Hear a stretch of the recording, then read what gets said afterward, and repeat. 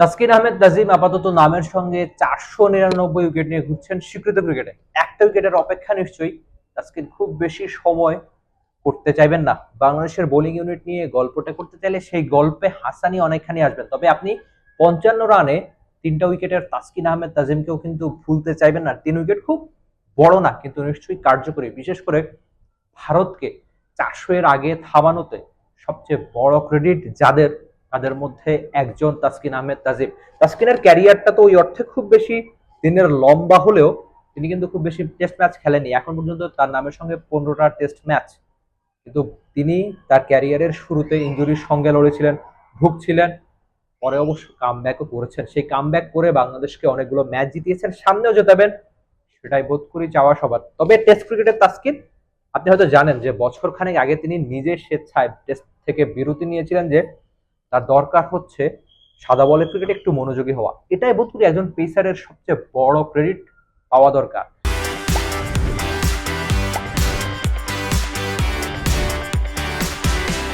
তাসকিনের career যেহেতু লম্বা, তিনি জানেন শুরুতে ইঞ্জুরিতে পড়েছিলেন, যে কোথায় কখন কি করতে হবে।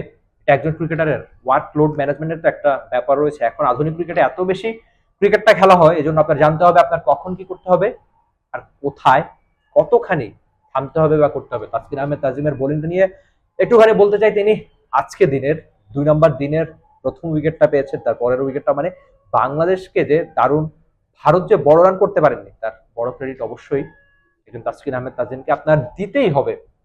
সঙ্গে আরেকটা ব্যাপার অ্যাড করা ভালো, শুরুতে যেটা বলছিলাম, তার নামের সঙ্গে এখন 499টা উইকেট, সেটা স্বীকৃত ক্রিকেটে, লিস্টে প্রথম শ্রেণীর ক্রিকেট কিংবা স্বীকৃত টি-20 মিলিয়ে তার এখন 499 উইকেট। 500 উইকেটের অপেক্ষা তিনি খুব একটা বড়ই করতে চাইবেন না। এই চেন্নাইতে দারুণ বোলিংটা করেছেন, বাংলাদেশের জার্সিতে তিনি সামনেও হয়তো ভালো বল করবেন, সেটাই সবার চাওয়া। আর আরেকটা ব্যাপার, টেস্ট ক্রিকেটে আমাদের পেসাররা কিন্তু খুব বেশি ভালো সার্ভিস, মাশরাফি নিজেও তো 78টা টেস্ট উইকেট তার নামের সঙ্গে, সাদাত হোসেন রাজীব, রবিউল কিংবা বাকি যারা এসেছেন তারা খুব বেশি লম্বা, ইবাদত, খালেদদের কথা আমরা বলতে পারি, লম্বা সময় সার্ভিস দেওয়া খুব বেশি পেসার বাংলাদেশের নেই বা ছিল না। সেটা ইঞ্জুরি বা চোটের নানান সমস্যা হতে পারে। তবে তাসকিন আহমেদ তাজিম সেই আক্ষেপ খানিক ঘোচাবেন সেটাও বলা যাচ্ছে না, কারণ তার ক্যারিয়ার এখন যে অবস্থায় আছে, তিনি খুব বেশি টেস্ট ম্যাচ খেলেন না। এমনকি রাওয়ালপিন্ডিতে বাংলাদেশ যে ম্যাচটা জিতেছে সেখানেও তাসকিন আহমেদ তাজিম কেবলমাত্র একটা ম্যাচে খেলেছেন। বাংলাদেশ আজকে ভারতকে যে 400-র কমে থামিয়েছে, সেখানে অবশ্যই বড় ক্রেডিট একজন তাসকিন আহমেদ তাজিমের।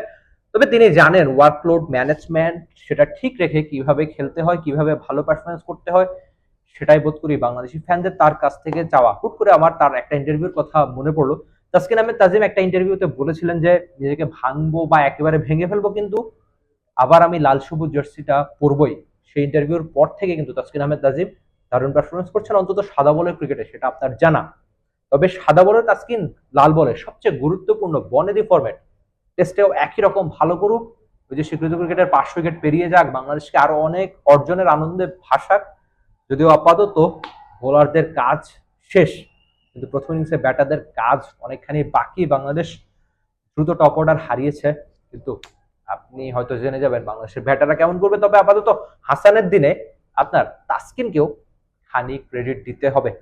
আপাতত চেন্নাই থেকে বিদায় নিচ্ছি, নিশ্চয়ই দেখা হবে অন্য কোনো কন্টেন্টে, অন্য কোনো ক্রিকেটীয় গল্পে।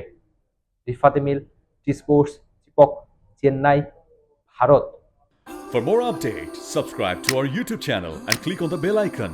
Follow us on Facebook and Instagram. Download T Sports app to enjoy exciting games and highlights. Visit tsports.com.